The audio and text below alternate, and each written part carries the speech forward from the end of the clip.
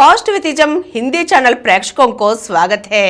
आज से हम नास्तिकता प्रश्न और उत्तर कार्यक्रम को प्रारंभ कर रहे हैं। नास्तिकता जीवन का एक रचनात्मक तरीका है। नास्तिकता का उद्देश्य जीवन के सभी क्षेत्रों में मूलभूत परिवर्तन प्राप्त करना है। लोगों को ज्ञानवान बनाने, लोगों में यथार्थवाद, सामाजिक दृष्टि और व्यक्तित्व विकसित करने में नास्तिकता प्रमुख भूमिका निभाई है। ऐसे ही एक प्रयास निर्माणात्मक नास्तिक जीवन विधान की रूपकर्ता गौरा जी ने भी किया है। गौरा जी भारत के एक प्रमुख नास्तिक है, जिसने नास्तिकता के बारे में अनेक संदेहों का सरल भाषा में जवाब दी है।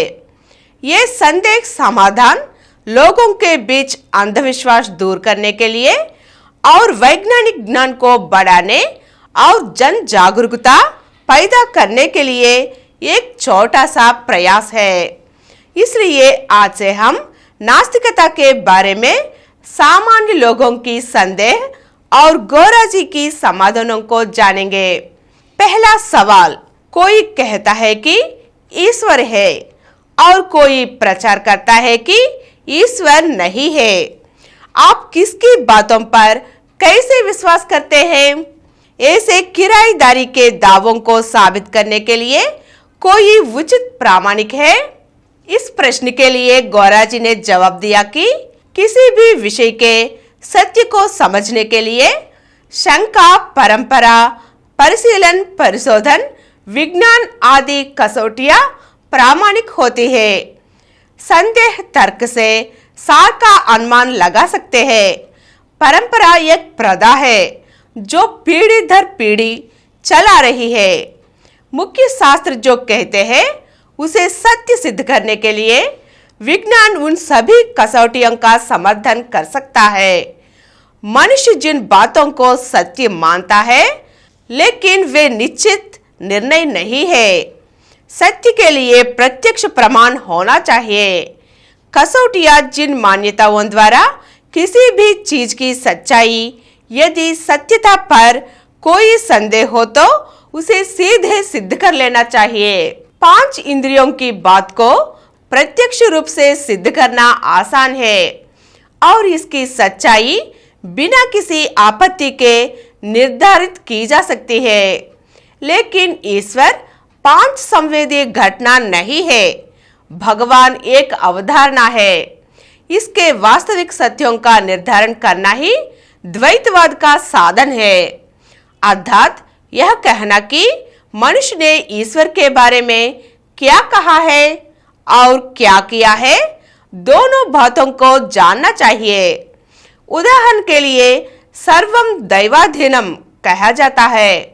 यदि सब कुछ भगवान के नियंत्रण में है तो पुरुष के प्रयास का कोई मतलब नहीं है। लेकिन एक ओर सब कुछ नियंत्रित है और दूसरी ओर यह कर्मकार है जिसके प्रयास किए जाते हैं, और इस तरह द्वैत की शुद्धि भंग हो जाती है।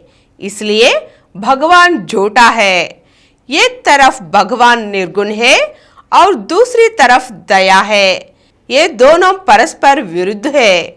और यदि ईश्वर सर्वज्ञ, सर्वदयालु और सर्वशक्तिमान है तो प्रश्न उठता है कि उसकी सृष्टि में बुराई और दुख क्यों है? इस प्रकार यह स्पष्ट है कि ईश्वर के बारे में कही गई बातों का और किए गए कार्यों से कोई संबंध नहीं है। इसलिए यह प्रत्यक्ष रूप से सभी के लिए सिद्ध हो जाता है कि ईश्वर झूठ है। पर असत्य के बीच विशेष रूप से उपयोगी असत्य भी है। उदाहरण के लिए बूची, इसे बच्चों की शरारतों को शांत करने के लिए डर का इस्तेमाल किया जा सकता है। ऐसे ही ईश्वर झूठा होने पर भी ईश्वर का भय मनुष्य को सदाचार की राह पर रखने में काम आता है। लेकिन इस असत्य, चाहे वह पहले कितना भी उपयोगी क्यों ना हो, डराने और अन्याय करने का रास्ता देता है। यही कारण है कि ईश्वर में विश्वास पर निर्मित मानव जीवन का तरीका इतना अनुचित, असुविधाजनक और घृणास्पद हो गया है। यदि हम इस मानव समाज को ठीक करना चाहते हैं तो हमें ईश्वर में मूल विश्वास को हटाना होगा। इस प्रकार व्यक्ति का द्वैतवाद और मानव समाज का अस्तित्व सिद्ध करता है कि भगवान झूठ है। आज के अंक में हम ईश्वर झूठ है इस बात को किस तरह साबित कर चुके हैं, हम जान चुके हैं ना। अगले अंक में फिर मिलेंगे।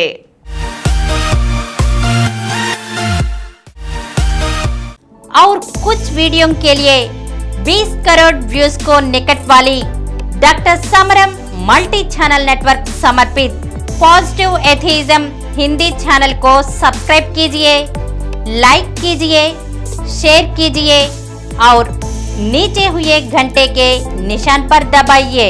Please download Samaram multi-channel app and watch your favorite channels from your mobile. App available on Google Play Store and subscribe to the channels.